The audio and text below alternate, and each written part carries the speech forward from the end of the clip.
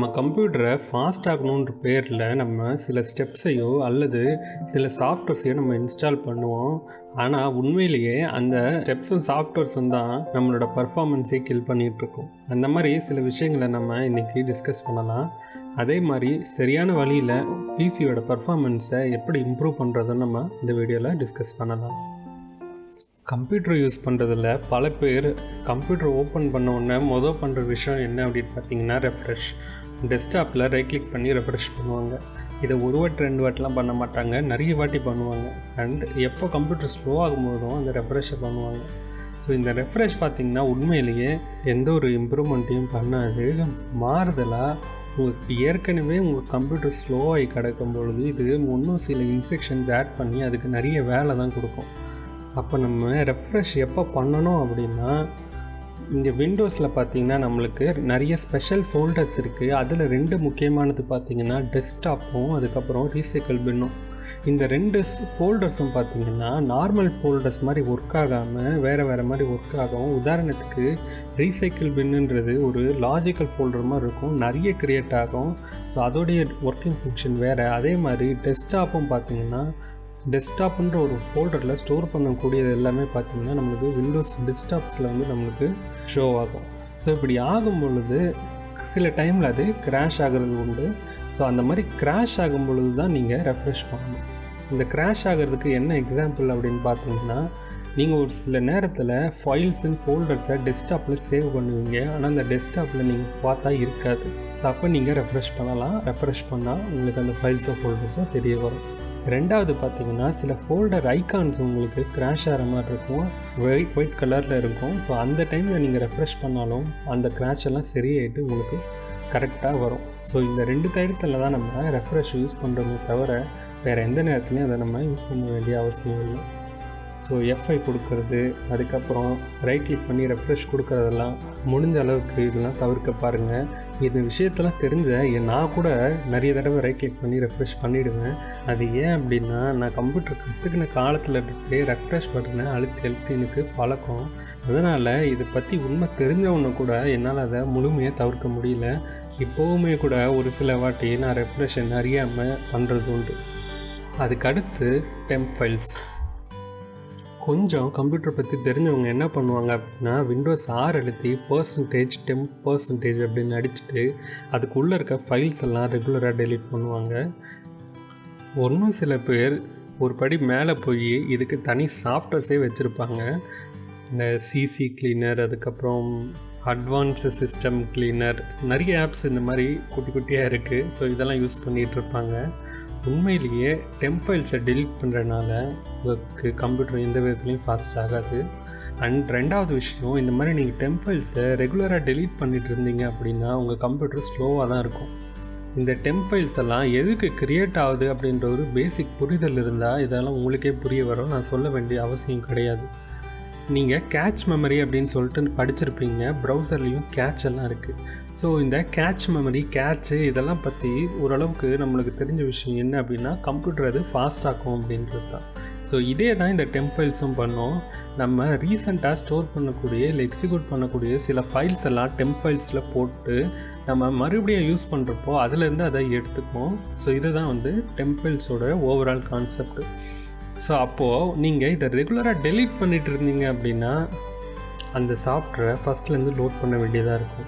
இப்போ உதாரணத்துக்கு நிறைய ஆப்ஸு, கேம்ஸு இதெல்லாம் என்ன பண்ணுன்னா, அந்த சாஃப்ட்வேர் ஓப்பன் ஆகக்கூடிய சில ஃபைல்ஸ் எல்லாம் டெம்ப் ஃபைல்ஸில் போட்டு வைக்கும். ஸோ அதனால் நீங்கள் அந்த சாஃப்ட்வேர்ஸ்லாம் ஓப்பன் பண்ணும் பொழுது வேகமாக ஓப்பன் ஆகும். ஸோ நீங்கள் இந்த டெம்ப் ஃபைல்ஸ் எல்லாம் கிளியர் பண்ணிக்கிட்டே இருந்தீங்க அப்படின்னா அந்த சாஃப்ட்வேர்ஸ் நார்மலாக ஓப்பன் ஆகிற டைமை விட நீங்கள் டெம்ப் ஃபைல்ஸை டெலீட் பண்ணிவிட்டு ஓப்பன் பண்ணிங்கன்னா லேட் ஆகும். 2வது பார்த்திங்கன்னா, உங்களுக்கு வீடியோஸு, இமேஜஸ் இதெல்லாம் நீங்கள் அதிகமாக ப்ரௌஸ் பண்ணக்கூடிய பழக்கம் இருந்தால் நீங்கள் ஒரு ஃபோட்டோஸ்லாம் பார்த்தீங்கன்னா ஒரு 2 செகண்ட் கழித்து தான் அந்த ஃபோட்டோஸே நம்மளுக்கு தெரிய வரும். ஸோ இதை நம்ம தம்ப்நெயில்ஸ் அப்படின்னு சொல்லுவோம். ஸோ இதெல்லாம் பார்த்திங்கன்னா ஒரு ஃபோட்டோவுடைய ஒரு சின்ன ஃபோட்டோன்ற மாதிரி நம்ம தம்ப்நெயில்ஸை அப்படி தான் புரிஞ்சுப்போம். இந்த தம்ப் ஃபைல்ஸ் எல்லாமே கூட நம்மளுக்கு டெம்ப் ஃபைல்ஸில் தான் இருக்கும். ஸோ நீங்கள் ரெகுலராக தம்ப்நெயில்ஸ் எல்லாம் டெலீட் பண்ணிக்கிட்டே இருந்தீங்க அப்படின்னா நீங்கள் ஒவ்வொரு தடவையும் ஃபோட்டோஸு, வீடியோஸ் எல்லாம் ஓப்பன் பண்ணும் பொழுது அந்த தம்ப்நெயில்ஸ் எல்லாம் மறுபடியும் க்ரியேட் ஆகிட்டே இருக்கும். இதனால் ஒவ்வொரு தடவையும் நீங்கள் ஃபோட்டோஸோ இல்லை வீடியோஸோ ஓப்பன் பண்ணும் பொழுது சின்ன லேக்லாம் இருக்கும். அப்போது டெம்ப் ஃபைல்ஸே நான் டெலீட் பண்ண வேண்டாமா அப்படின்னு நீங்கள் கொஸ்டின் கேட்டிங்க அப்படின்னா அதுக்கு ஆன்சர் டெலீட் பண்ண வேண்டாம் தான். ஏன் அப்படின்னா இதை க்ரியேட் பண்ணக்கூடிய அப்ளிகேஷன்ஸே ரெகுலராக இதை டெலீட்டும் பண்ணிடும். ஸோ அதனால் நம்ம இதெல்லாம் மேனேஜ் பண்ண வேண்டிய அவசியம் கிடையாது. அப்படி நீங்கள் மேனேஜ் பண்ணணும்னு நினச்சிங்கன்னா தேர்ட் பார்ட்டி டூல்ஸ் எல்லாம் இல்லாமல் விண்டோஸ்லேயே டூல்ஸ் எல்லாம் இதுக்கு இருக்குது. ஆட்டோமேட்டிக்காக இந்த டெம்ப் ஃபைல்ஸ் எல்லாம் டெலீட் பண்ணுறதுக்கு நீங்கள் அதில் மேனேஜ் பண்ணிட்டு போயிடலாம். இந்த டெம்ப் ஃபைல்ஸ் எல்லாம் பார்த்தீங்கன்னா குறைஞ்சது ஒரு 30 நாள் கேப்பாச்சும் விட்டு டெலீட் பண்ணுங்கள். டெய்லியும் வாரம்லாம் டெலீட் பண்ணிட்டுலாம் இருக்காதிங்க. இதில் இருக்கக்கூடிய ஃபைல்ஸ் எல்லாம் இன்னும் 50 GB 100 GBலாம் இருக்காது. 50 MB 500 MBக்குள்ளே தான் இருக்கும். இப்போது என்னோடய கம்ப்யூட்டரில் பார்த்தீங்கன்னா கிட்டத்தட்ட 1 GB வரைக்கும் இருக்குது. ஏன்னா அதெல்லாம் நான் டெலீட்டே பண்ண மாட்டேன். ஸோ நான் வந்து 500 GB SSD யூஸ் பண்ணுறேன், 1 TB ஹார்ட் டிஸ்க் யூஸ் பண்ணுறேன். ஸோ ஸ்பேஸ் இந்த மாதிரி இஷ்யூலாம் எனக்கு கிடையாது. அதனால் இந்த டெம்ப் ஃபைல்ஸ் பக்கமே நான் போக மாட்டேன். இதுக்கு அடுத்து கடைசியாக சில பூஸ்டர் சாஃப்ட்வேர்ஸ், அதாவது நெட்வொர்க் பூஸ்டர், மெமரி பூஸ்டர், அதுக்கப்புறம் ஆடியோ பூஸ்டர், அதுக்கப்புறம் பெர்ஃபார்மன்ஸ் பூஸ்டர், இந்த மாதிரி பலவிதமான பூஸ்டர்ஸை நம்ம யூஸ் பண்ணுவோம். இதெல்லாம் பார்த்திங்கன்னா நம்மளுடைய CPU, RAM, hard disk, network இந்த மாதிரியான ரிசோர்ஸஸ் எல்லாம் எக்ஸஸாக யூஸ் பண்ணுவோம்.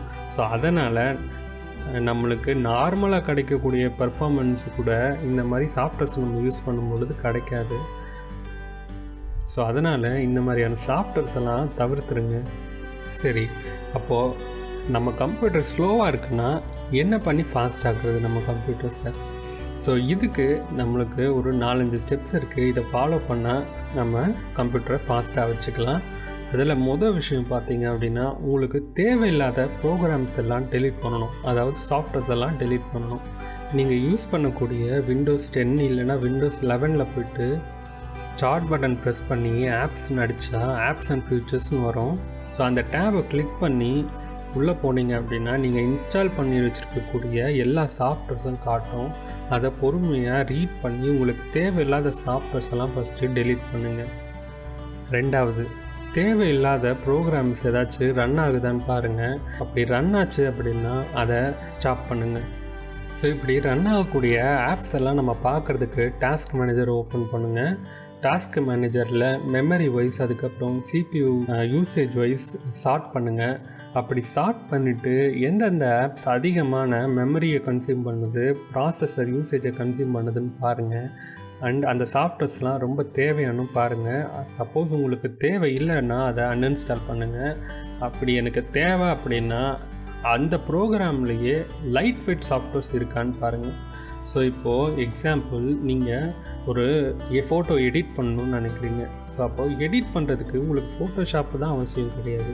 நிறைய ஆன்லைன் சாஃப்ட்வேர்ஸ் இருக்குது, அதை நம்ம யூஸ் பண்ணிட்டு போயிடலாம். இல்லைன்னா ஓப்பன் சோர்ஸில் கிம்ப் இந்த மாதிரியான சில லைட் வெயிட் சாஃப்ட்வேர்ஸ் இருக்குது, அதெல்லாம் யூஸ் பண்ணலாம்.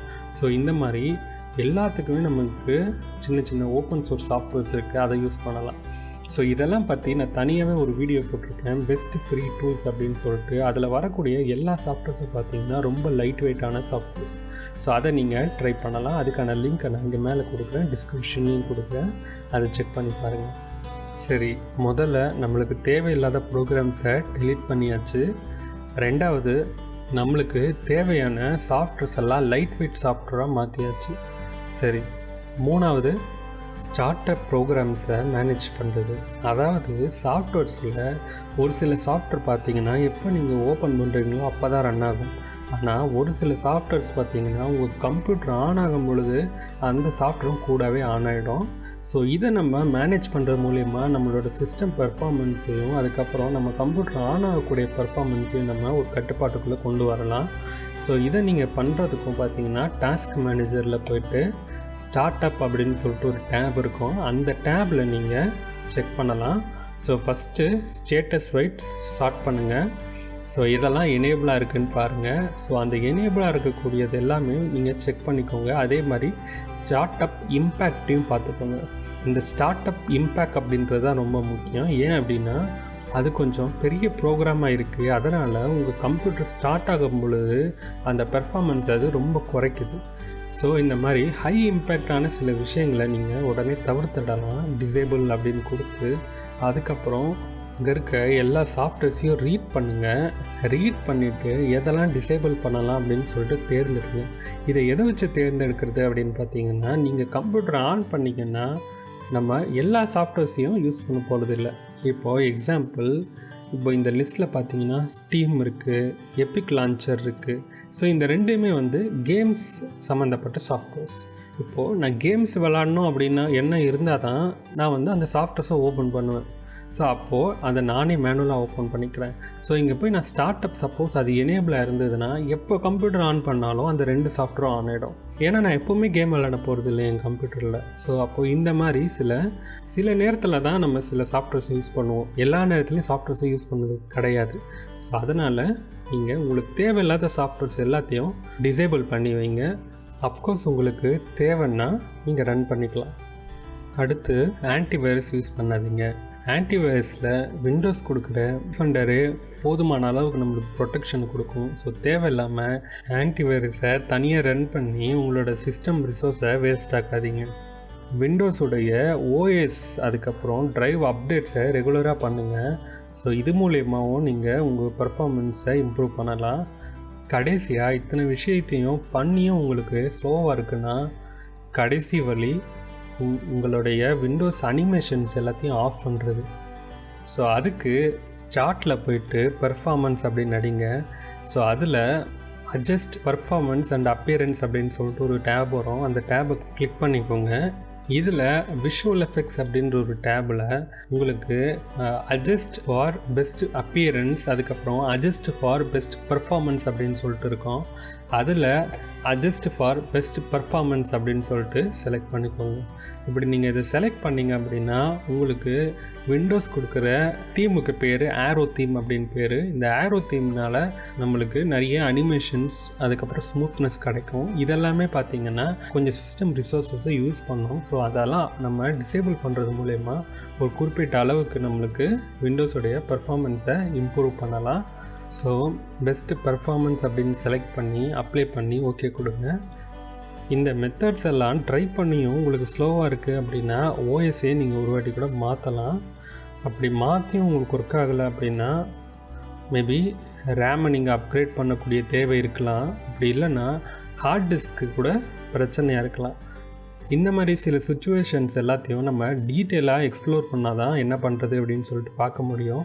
ஸோ இதுக்கு ஹெல்ப் பண்ணக்கூடிய வகையில் நம்மளோட சேனல்லையே ரேம் பற்றியும் ஹார்ட் டிஸ்க் பற்றியும் கொஞ்சம் டீட்டெயிலாகவே பேசி காணொலி போட்டிருக்கோம். அதை போய் செக் பண்ணுங்கள். தேங்க்ஸ்.